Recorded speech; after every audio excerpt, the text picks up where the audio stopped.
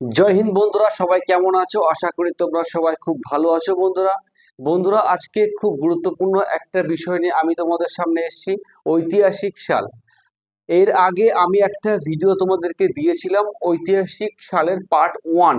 যারা যারা তোমরা সেই ভিডিওটা দেখোনি, অবশ্যই অবশ্যই করে দেখার জন্য আমি তোমাদেরকে অনুরোধ করছি। যে কোনো এক্সামের ক্ষেত্রে ঐতিহাসিক সাল খুবই ইম্পর্টেন্ট। ইতিহাসের মেরুদণ্ড বলা হয় ঐতিহাসিক সালকে। তুমি যদি সঠিকভাবে সালগুলো না মনে রাখতে পারো, আমার মনে হয় তুমি সম্পূর্ণ ইতিহাস কখনোই তুমি নিজের মাথার মধ্যে ধারণ করতে পারবে না, এবং এক্সামে এই সাল থেকে ডাইরেক্ট তোমাকে কোশ্চেন্স উঠিয়ে দেবে। এমসিকিউ সলভ করতে গেলে অবশ্যই অবশ্যই করে তোমাকে সালগুলো মুখস্থ রাখতে হবে, এবং সমস্ত ইতিহাসটা তোমার মাথার মধ্যে সুন্দর করে সাজিয়ে গুছিয়ে রাখার জন্যে, ঘটনাগুলো পরপর সাজানোর জন্য অবশ্যই অবশ্যই করে ইতিহাসের সালগুলো তোমাকে মুখস্থ করতে হবে এবং বারবার করে তোমাকে পড়তে হবে, যাতে করে তুমি একটা স্বচ্ছ ধারণা পাও সম্পূর্ণ ইতিহাস সম্বন্ধে। ঠিক আছে, আবারও আমি তোমাদেরকে অনুরোধ করছি, যারা এখনো পর্যন্ত পার্ট 1 সালের ওই ভিডিওটা তোমরা দেখোনি, অবশ্যই অবশ্যই করে তোমরা দেখে নিও। আমি আশা রাখছি তোমাদের এই ভিডিওগুলো খুব ভালো লাগবে এবং তোমাদের এক্সামের দিক থেকে খুবই উপকারী হবে। এখনো পর্যন্ত তোমরা যারা ভিডিওটিকে লাইক করনি, অবশ্যই অবশ্যই করে লাইক করে দাও এবং আমার উপরে বিশ্বাস রেখে চ্যানেলটাকে সাবস্ক্রাইব করে দাও। আমি তোমাদেরকে আশ্বস্ত করছি যে যে কোনো এক্সামের ক্ষেত্রে, যে তুমি একদম লো লেভেল থেকে একদম হাই লেভেল পর্যন্ত তুমি যতগুলো এক্সাম দেবে না কেন, তুমি যদি এই চ্যানেলের ভিডিওগুলো ফলো করো, আশা করি তোমার জিকে আশা করছি তোমার জিকের প্রতি একটা ভালোবাসা হবে এবং তুমি নিজে একটা সঠিক ছন্দে আসবে যে জিকে কে কিভাবে তোমার আঙুলের ইশারায় তুমি নাচাতে পারবে। শুরু করা যাক তাহলে আজকের বিশেষ ভিডিও, ঐতিহাসিক সালের সেকেন্ড পার্ট। ওকে, ফার্স্ট কোশ্চেন দেখো যে 540 খ্রিস্টপূর্বাব্দ। ঠিক আছে, এই সালটার ইম্পর্টেন্স কেন? এই সালে মহাবীরের আবির্ভাব হয়েছিল। ঠিক আছে, অর্থাৎ মহাবীর এই সালে জন্মগ্রহণ করেছিল। তারপর দেখো 630 খ্রিস্টপূর্বাব্দ, গৌতম বুদ্ধর আবির্ভাব হয়েছিল বা জন্ম হয়েছিল।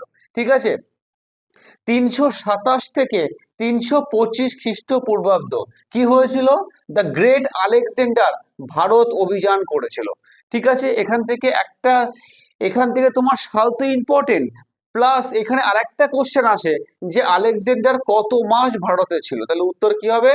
মাত্র 19 মাস কিন্তু আলেকজান্ডার ভারতে ছিল। ওকে, এবং আলেকজান্ডার কোথাকার রাজা ছিল বলো? এবং আলেকজান্ডার কোথাকার রাজা ছিল? উত্তর কি হবে? ম্যাসিডোনিয়া। কি হবে? ম্যাসিডোনিয়া। Very good. তারপর দেখো 272 থেকে 231 খ্রিস্টপূর্বাব্দ, দ্য গ্রেট অশোক, সম্রাট অশোকের শাসনকাল।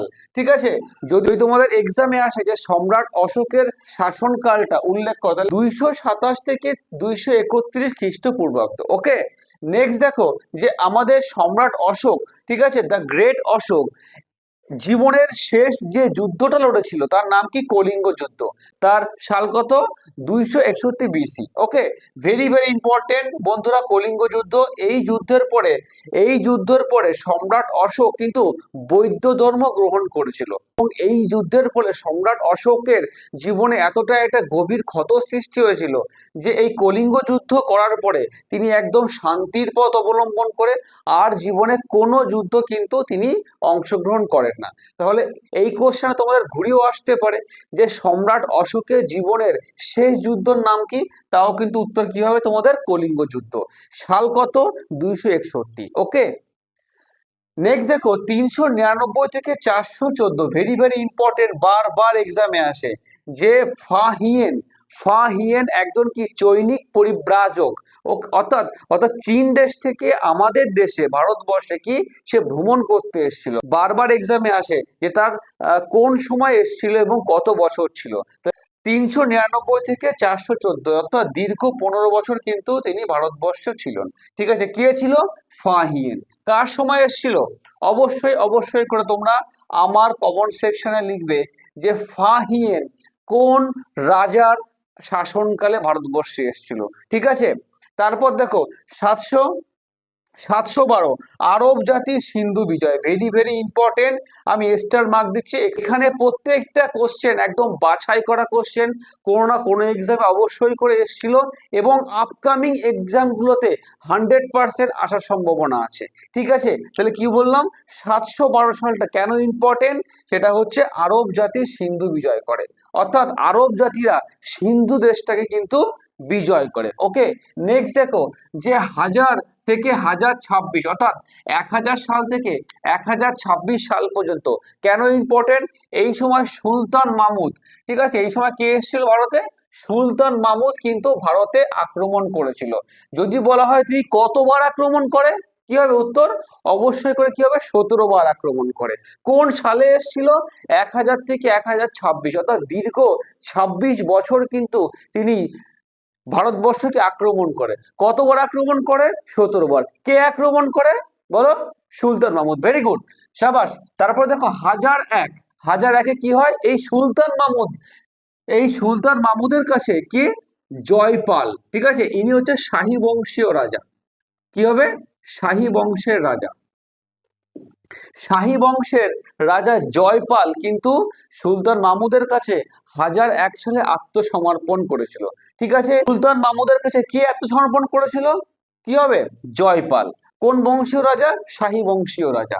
তারপর দেখো 1017 খ্রিস্টাব্দ, কি হয়েছিল, অলবিরনি, ভেরি ভেরি ইম্পর্টেন্ট বন্ধুরা, স্টার মার্ক দিয়ে রাখো, প্রত্যেকটা কোশ্চেন এখানে তোমাদের ইম্পর্টেন্ট। 1017 সালে কে এসেছিল, অলবিরনি কিন্তু ভারতে এসেছিল।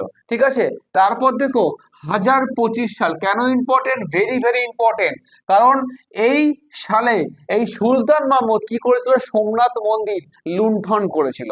ঠিক আছে, আমি যদি বলি সোমনাথ মন্দির ভারতের কোন স্টেটে আছে, উত্তর কি হবে, গুজরাট। কি হবে, গুজরাট।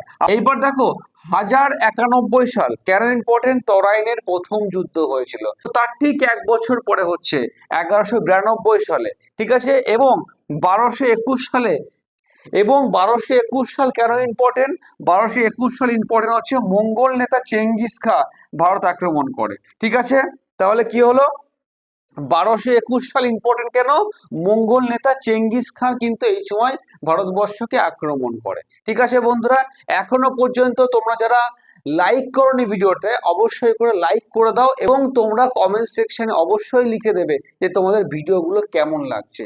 যে সকল জিকে ইম্পর্টেন্ট টপিকগুলো তোমার মনে হচ্ছে যে এক্সামের দিক থেকে ভেরি ভেরি ইম্পর্টেন্ট, কিন্তু এখনো পর্যন্ত তোমার সেখানে ডাউট ক্লিয়ার হয়নি, অবশ্যই করে তুমি নিচে কমেন্ট সেকশনে লিখে দাও। আমি তোমাকে আশ্বস্ত করছি আমি তোমার সমস্ত ডাউট এখানে ক্লিয়ার করে দেবো। ঠিক আছে বন্ধুরা, যে কোনো এক্সামের ক্ষেত্রে বন্ধুরা এই কোশ্চেনটা ভেরি ভেরি ইম্পর্টেন্ট, যে 1236 থেকে 1240 পর্যন্ত কার শাসনকাল, হাজারো বার এটা এক্সামে এসছে, আগামীতেও আসবে। সুলতানা রাজিয়া, ঠিক আছে, সুলতানা রাজিয়ার শাসনকাল যদি বলা হয় কত, 1236 থেকে 1240 পর্যন্ত। ইনি কার কন্যা ছিল, ইনি হচ্ছে ইলতুৎমিশের কন্যা। কি হবে, ইনি হচ্ছে ইলতুৎমিশের কন্যা ছিল। ও 1326 থেকে 1327, ওকে, ভেরি ভেরি ইম্পর্টেন্ট। 1326 থেকে 1327 সালে কি ইম্পর্টেন্ট হয়েছিল ভারতের ইতিহাসে, দিল্লি থেকে দেবগিরে রাজধানী স্থানান্তর করা হয়েছিল। কে করেছিল, এই সম্রাটকে ইতিহাসের পাতে আমরা কি বলি, পাগলা রাজা বলি। নাম কি হবে, মোহাম্মদ বিন তুগলাক। নাম কি হবে, মোহাম্মদ বিন তুগলক। ওকে, ইনি কিন্তু দিল্লি থেকে দেবগিরে রাজধানী স্থানান্তর করেছিল এবং কত সালে করেছিল, 1326 থেকে 1327 সালের মধ্যে। ওকে, তারপর দেখো নেক্সট দেখো বন্ধুরা 1398 সাল, ইম্পর্টেন্ট কেন, এই সময় তৈমুর লং ভারতবর্ষকে আক্রমণ করেছিল। ভেরি ভেরি ইম্পর্টেন্ট, এক্সামে বারবার আসে যে তৈমুর লং কোন সালে ভারতবর্ষকে আক্রমণ করেছিল, উত্তর কি হবে, 1398 সালে। ওকে বন্ধুরা, যারা তোমরা ক্লাস করছো না কেন অবশ্যই অবশ্যই করে নোটবুক পেনটা হাতে রাখবে। যত সময় না তুমি একটা পড়া নিজের হাতে না লিখছো ততক্ষণ তোমার একদম সেটা মুখস্থ হবে না। এবং আমি রিকোয়েস্ট করব যে একবার ভিডিও দেখা হয়ে গেলে তোমরা ছাড়বে না, অনেক পয়েন্ট দেখবে তোমাদের মিস হয়ে যাবে। দ্বিতীয়বার আবার এই ভিডিওটা তোমরা রিপিট করবে। আশা করছি তুমি যদি আমার সঙ্গে সঙ্গে নিজের মুখে বলো এবং নিজে হাতে নোট ডাউন করো, আশা করছি তোমাদের ইতিহাসের সাল সংক্রান্ত আর কোনো সমস্যা হবে না। এবং আগের যে ভিডিওটা আমি দিয়েছি পার্ট 1, সেটা অবশ্যই দেখবে, এবং এটা হচ্ছে পার্ট 2। এই দুটো ভিডিও দেখার পরে ইতিহাসের সাল আর তোমাদের কিছু পড়তে হবে না। যদি কখনো সাল আসে এর মধ্যে থেকে আসবে। 1498 সালে ভাস্কো দা গামা ভারতে এসেছিল।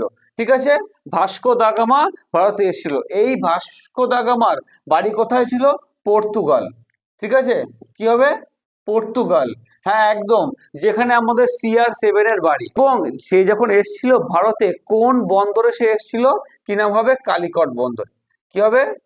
কালিকট নামক যে বন্দরটা ছিল, সেই বন্দরে কিন্তু প্রথম এসছিল। কে এসছিল? Vasco da Gama. কত সালে? 1498 সালে। কোন দেশ থেকে এসছিল? পর্তুগাল দেশ। Very very good.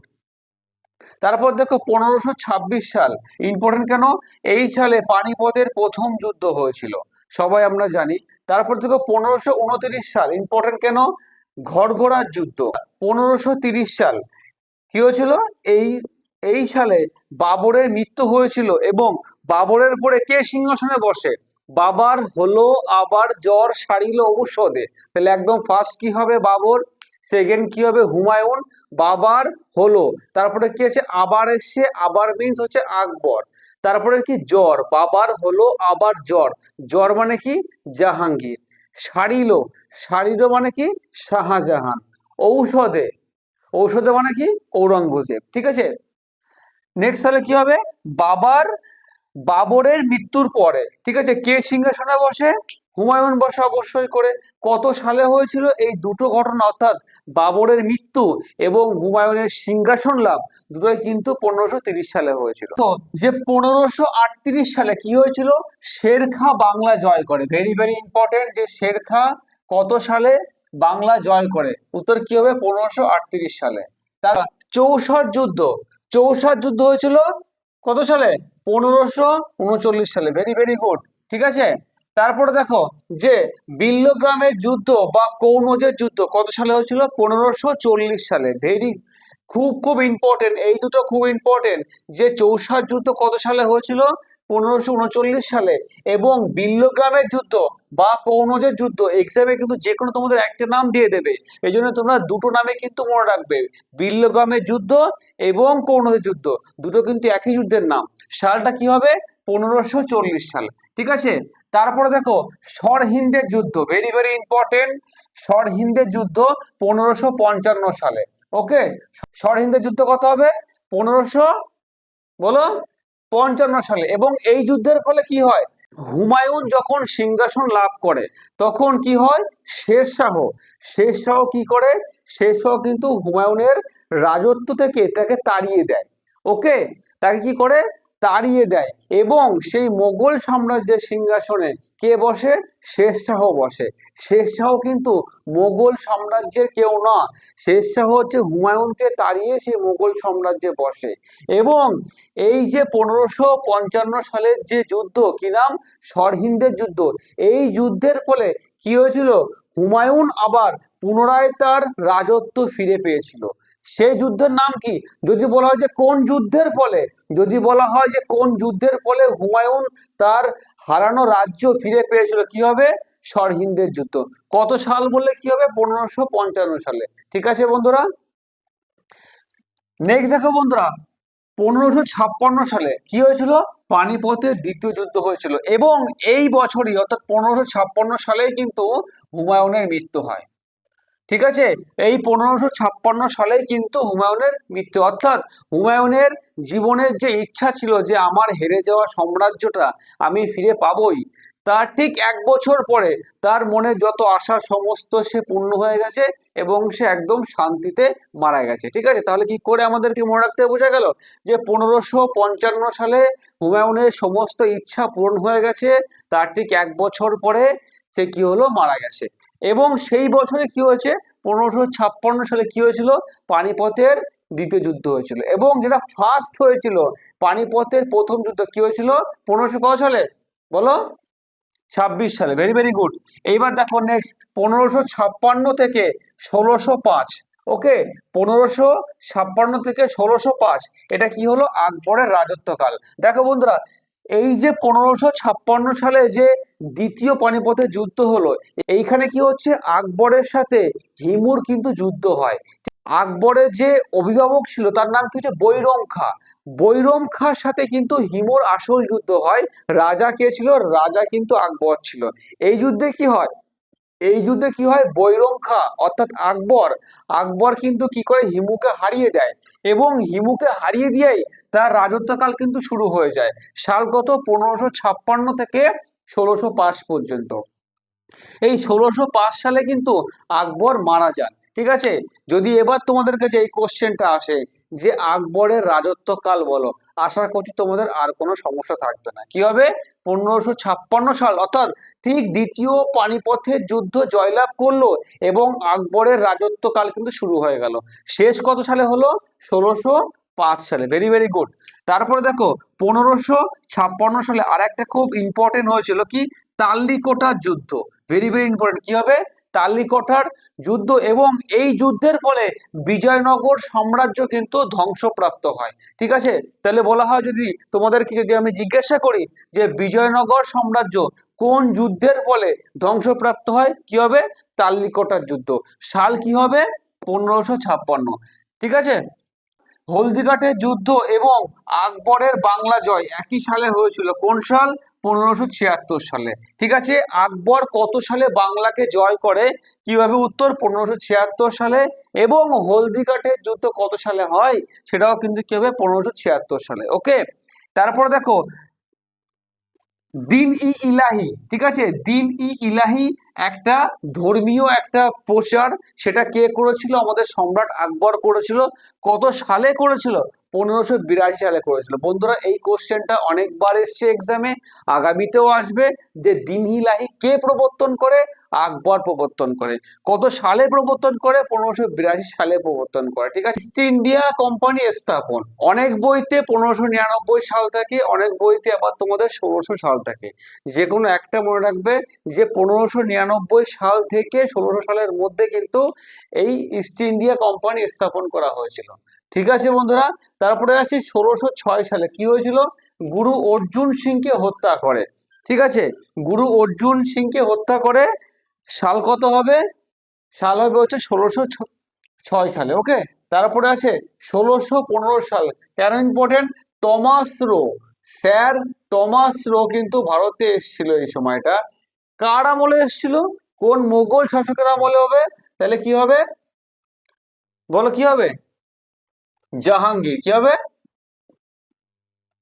জাহাঙ্গীর আমলে কিন্তু এসেছিল, এবং এই জাহাঙ্গীরই কিন্তু এই গুরু অর্জুনকে হত্যা করেছিল। ঠিক আছে বন্ধুরা, এইবার দেখো 1658 থেকে 1707 পর্যন্ত। কেন ইম্পর্টেন্ট? এই সময়টাকে বলা হয় ঔরঙ্গজেবের রাজত্বকাল ছিল। ঠিক আছে, 1658 সাল থেকে শুরু করে দীর্ঘ 1707 সাল পর্যন্ত কিন্তু ঔরঙ্গজেব কিন্তু রাজত্ব করে। তারপরে আসছে 1627 সাল। Very very important. কেন? আমাদের মহান যোদ্ধা, বীর যোদ্ধা শিবাজি কিন্তু এই সালে জন্মগ্রহণ করেছিল। ঠিক আছে, তারপরে আসছি 1634 সাল। কারণ ইম্পর্টেন্ট, বাংলায় ইংরেজদের বাণিজ্য লাভ করে। ভেরি ভেরি ইম্পর্টেন্ট বন্ধুরা, এটা WBCS একবার এসেছিল যে আমাদের বাংলায় ইংরেজরা বাণিজ্য লাভ করে কোন সালে? কি উত্তর হবে? 1634 সালে। Very good. 1665 সালে কি হয়েছিল? কি হয়েছিল? পুরন্দরের সন্ধি হয়েছিল। সাল কত? 1665 সাল। এরপর দেখো 1674 সালে। কেন ইম্পর্টেন্ট? শিবাজির রাজ্যাভিষেক হয়েছিল। ঠিক আছে, তাহলে কত হলো? জন্মগ্রহণ কিন্তু হয়েছে 1627 সালে, রাজ্যাভিষেক কত হয়েছে? 74-এ হয়েছিল। এবার তোমার কাছে যদি এই কোশ্চেনটা জিজ্ঞাসা করে যে শিবাজির রাজ্যাভিষেক কোন দুর্গে হয়, কি উত্তর হবে? রায়গড় দুর্গে। কি উত্তর হবে? রায়গড় দুর্গে। ভেরি ভেরি ইম্পর্টেন্ট বন্ধুরা, সালটা খুব ইম্পর্টেন্ট, বারবার এক্সামে আসে যে শিবাজির রাজ্যাভিষেক কত সালে হয়? 1774 সালে। কোন দুর্গে হয়? রায়গড় দুর্গে। তার 1675 সালে কি হয়? তেগ বাহাদুরকে হত্যা করে। কে হত্যা করে? ঔরঙ্গজেব হত্যা করে। ঠিক আছে, তেগ বাহাদুর কে ছিলেন? তেগ বাহাদুর কিন্তু একজন শিখ গুরু ছিল। তাকে হত্যা করা হয় কোন সালে? 1675 সালে। কে হত্যা করে? ঔরঙ্গজেব হত্যা করে। তারপরে দেখো 1680 সালে কি হচ্ছে? শিবাজির মৃত্যু হয়। ঠিক আছে, আর একবার তো তোমরা ভালো করে দেখে নাও, 1627 সালে কি হচ্ছে? শিবাজির জন্ম হচ্ছে। রাজ্যাভিষেক বলে কি হবে? 1674 সালে। কোন দুর্গে হবে? রায়গড় দুর্গে। এবং যদি বলে মহান যোদ্ধা শিবাজি কত সালে মারা যায়, কি উত্তর হবে? 1680 সালে। এরপরে আসি দেখো 1707 সাল। কেন ইম্পর্টেন্ট? ঔরঙ্গজেবের মৃত্যু হয়। শুরু হয় কত সালে?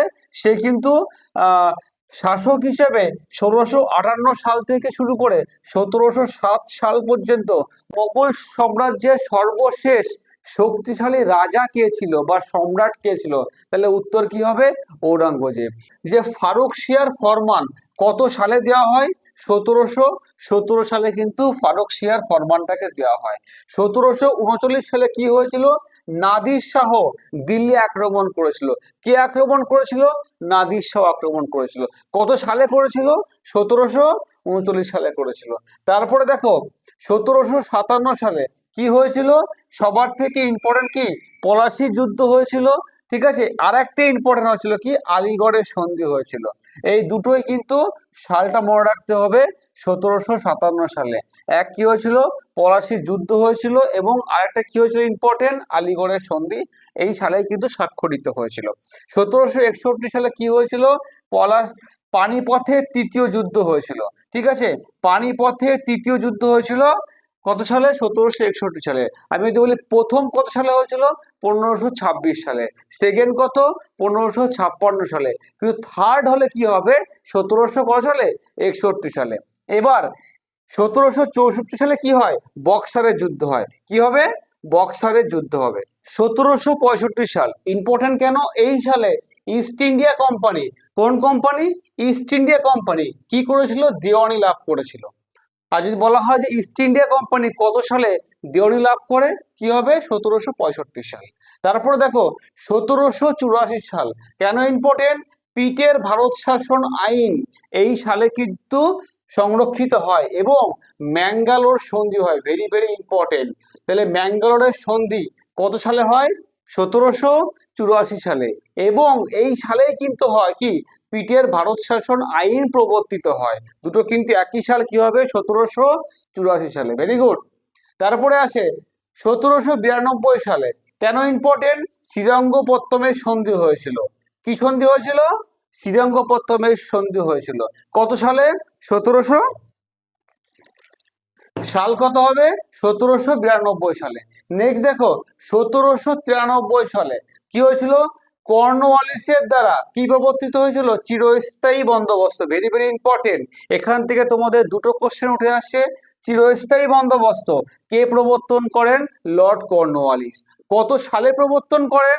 1793 সালে। ঠিক আছে, এরপরে আসছে 1798 সাল। কেন ইম্পর্টেন্ট? ওয়েলেসলি অর্থাৎ লর্ড ওয়েলেসলি অধীনতামূলক মিত্রতা নীতি কিন্তু এই সালে প্রবর্তন করে। তাহলে এখান থেকে তোমাদের আবার দুটো কোশ্চেন আসছে যে অধীনতামূলক মিত্রতা নীতি কে প্রবর্তন করে? কি উত্তর হবে? Lord Wellesley. কত সালে? 1794 সালে। আর যদি বলা হয় যে চিরস্থায়ী বন্দোবস্ত কে করে, তাহলে কি হবে? Lord Cornwallis. সালটা মনে আছে তো? কি হবে? 1793 সালে। Very good. তারপরে আসি 1802 সাল। কেন ইম্পর্টেন্ট? বেসিনের সন্ধি। বন্ধুরা বারবার পরীক্ষায় আসে, জানি না কেন, এক্সামিনারদের হয়তো এর প্রতি কোনো একটা দুর্বলতা আছে। বেসিনের সন্ধি 1802। তারপরে দেখো 1809 সালে কি হয়েছিল? অমৃতসরের সন্ধি হয়েছিল। কতবার যে এক্সামে আসছে এটা, এই কোশ্চেনটা যে কতবার এক্সামে এসছে তার কোনো ঠিক নেই, আর আগামীতেও কতবার আসবে তার কোনো ঠিক নেই। 1817 সাল। কেন ইম্পর্টেন্ট? হিন্দু কলেজ স্থাপন হয়। ঠিক আছে, কি কলেজ হয়? হিন্দু কলেজ স্থাপন করে। কে করে? রাজা রামমোহন রায় করে। ঠিক আছে, কে করে? রাজা রামমোহন রায়। রাজা রামমোহন রায়কে রাজা উপাধি কে দিয়েছিল? দ্বিতীয় আকবর। কে দিয়েছিল? সেকেন্ড আকবর। ঠিক আছে, 1822 সাল, কেন ইম্পর্টেন্ট? মহলওয়ারি বন্দোবস্ত কিন্তু এই সালে স্থাপন করা হয়েছিল। কি করা হয়েছিল? মহলওয়ারি বন্দোবস্ত স্থাপন করা হয়েছিল। সালটা কি হবে?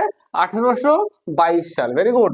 তারপরে আছে 1817 সাল, ভেরি ভেরি ইম্পর্টেন্ট, ব্রহ্ম সমাজ স্থাপন করা হয় কিন্তু এই সালে। কোন সালে? 1827 সালে। তারপরে আসে সতীদাহ প্রথা কত সালে নিষিদ্ধ করা হয়? কি হবে? 1829 সালে। আর যদি বলা হয় বিধবা বিবাহ কি হবে, তাহলে কি হবে? 1856 সাল। এই দুটো কিন্তু গোড়ালে হবে না। সতীদাহ প্রথা বললে 1829 সাল হবে, ঠিক আছে। এবং যদি বলে বিধবা বিবাহ আইনটাকে প্রবর্তন করে কত সালে? 1856 সালে, ঠিক আছে বন্ধুরা। 1833 সাল, কেন ইম্পর্টেন্ট? এই সালে ইস্ট ইন্ডিয়া কোম্পানির বাণিজ্য ক্ষমতা রদ করে দেওয়া হয়। ফার্স্টে কি হতো?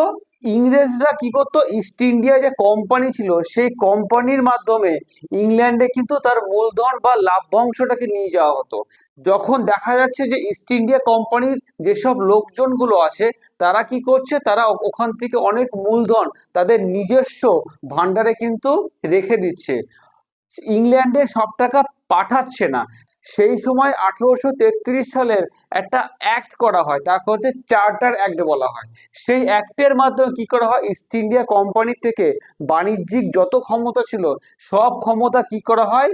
একদম রানী এলিজাবেথের হাতে কিন্তু নিয়ে নেওয়া হয়। সেই সালটা আছে তোমাদের 1833 সালে, অর্থাৎ এই 1833 সালে ইস্ট ইন্ডিয়া কোম্পানির বাণিজ্য করার ক্ষমতাকে কিন্তু রদ করে দেওয়া হয়। তারপরে আসছে 1853 সালে। আমরা সবাই জানি ভারতের প্রথম রেলওয়ে ব্যবস্থা এবং ডাক পরিষেবা কিন্তু এই 1853 সালে শুরু হয়েছিল। তারপরে আসি তার ঠিক এক বছর পরে 1854 সালে কি হয়েছিল? উডের ডিসপ্যাচ হয়েছিল, ঠিক আছে। এটা আছে যে এটা কোন সম্বন্ধীয় আছে? এটা কিন্তু শিক্ষা সম্বন্ধীয়। তাহলে কি 1854 সালের যে উডের যে ডিসপ্যাচটা আছে সেটা কোন সংক্রান্ত? সেটা কিন্তু শিক্ষা সংক্রান্ত, ঠিক আছে। তারপরে আসি 1857 সালে কি হয়েছিল? সিপাহী বিদ্রোহ হয়েছিল 1857 সালে, এবং এই বিশ্ববিদ্যালয় গঠন করা হয়েছিল। কোন তিনটে বিশ্ববিদ্যালয়? কলকাতা, বোম্বে এবং মাদ্রাস। লিখে নাও কোন তিনটে? কলকাতা, বোম্বে এবং হচ্ছে মাদ্রাস। এই তিনটে কিন্তু বিশ্ববিদ্যালয় 1857 সালে কিন্তু স্থাপন করা হয়। যদি বলা হয় এখান থেকে সব থেকে ওল্ডেস্ট কোনটা, অবশ্যই কলকাতা বিশ্ববিদ্যালয় হবে। সালটা মনে আছে তো? 1857 সালে, অর্থাৎ যেই বছর সিপাহী বিদ্রোহ হয়েছিল সেই বছরে কিন্তু প্রথম বিশ্ববিদ্যালয় স্থাপন করা হয়েছিল, ঠিক আছে। তারপরে আসি 1883 সালে ইলবার্ট বিল। ইলবার্ট বিল কত সাল? 1883 সালে। তারপরে আমি আসছি 1885 সালটা, কেন ইম্পর্টেন্ট? আইএনসি অর্থাৎ ইন্ডিয়ান ন্যাশনাল কংগ্রেস কিন্তু এই সালে প্রথম এস্টাবলিশ করা হয়েছিল। কার দ্বারা? অ্যালেন অ্যাক্টিভিয়ার হিউমের দ্বারা। কার দ্বারা? হিউমের দ্বারা। প্রথম সভাপতি কে হয়েছিল বলো আমাকে? প্রথম সভাপতি কে হয়েছিল? উমেশ চন্দ্র ব্যানার্জি। Very good. এবং মহাত্মা গান্ধী কত সালে প্রথম সভাপতি হয়েছিল? 1924 সালে। নেতাজি সুভাষচন্দ্র বসু কত সালে হয়েছিল? 1938 সালে। সাবাস। একদম লাস্ট কোশ্চেন আছে, 1904 সাল কেন ইম্পর্টেন্ট? 1904 সালে কি হয়েছিল? ভারতীয় বিশ্ববিদ্যালয় আইন হয়েছিল। কি হয়েছিল? ভারতীয় বিশ্ববিদ্যালয় আইন হয়েছিল। এই যাচ্ছে তোমাদের ইতিহাসের সম্পূর্ণ গুরুত্বপূর্ণ সাল। যদি আরো কিছু গুরুত্বপূর্ণ সাল থেকে থাকে আমি তোমাদের অবশ্যই দিয়ে দেবো। আশা করছি এর বাইরে আর কিছু নেই। তোমরা যারা যারা এখনো পর্যন্ত পার্ট 1 ভিডিওটা দেখোনি অবশ্যই অবশ্যই করে আমি তোমাদেরকে রিকোয়েস্ট করছি যে আধ খাপচা পড়ে কোনো লাভ নেই। তুমি এখান থেকে এক টুকরো খাচ্ছ, ওখান থেকে তুমি এক টুকরো খাচ্ছ, এইভাবে পড়ে কিন্তু তুমি তোমার সিলেবাসটা সম্পূর্ণ শেষ করতে পারবে না। হ্যাঁ, তুমি দেখতে পারবে তুমি দিনে 6 ঘন্টা পড়ছো, 8 ঘন্টা পড়ছো, 10 ঘন্টা পড়ছো, কিন্তু আলটিমেটলি তোমার যে সিলেবাসটা সেটা কিন্তু তোমার শেষ হবে না। সিলেবাস শেষ করতে হলে আমার সঙ্গে তাল মিলিয়ে তুমি চলো, একদম রিল্যাক্সে থাকো, টেক ইট ইজি বস, একদম রিল্যাক্সে থাকো, তোমার সিলেবাস আমি শেষ করিয়ে দেবো এবং সমস্ত রিভিশনও করিয়ে দেবো, ঠিক আছে বন্ধুরা। যদি ভিডিওটা ভালো লাগে অবশ্যই অবশ্যই করে তোমরা লাইক করে দিও এবং বন্ধুদের মাঝে শেয়ার করে দিও, কারণ তোমার একটা শেয়ার হয়তো তোমার বন্ধুর ক্ষেত্রে অনেকটাই উপকার হবে, ঠিক আছে। বন্ধু হোক, বান্ধবী হোক, যার ক্ষেত্রে হোক না কেন, যখনই তুমি কোনো ভালো জিনিস দেখবে অবশ্যই করে শেয়ার করবে। শেয়ার করলে কি হয়, যদি তোমার সেই বন্ধু তোমারও প্রকৃত বন্ধু হয়, তাহলে ও কোনো একটা ভালো জিনিস পেলে তোমাকে কিন্তু শেয়ার করবে। এইভাবেই কিন্তু তোমাদের নলেজটা বাড়বে। কম্পিটিটিভ লাইন বন্ধুরা কখনো একা একা এগোনো যায় না, তোমাকে এখানে বন্ধু তৈরি করতেই হবে। আজকে তাহলে এই পর্যন্তই, আবার দেখা হচ্ছে নেক্সট কোনো ভিডিওতে। আপাতত জয় হিন্দ, জয় ভারত।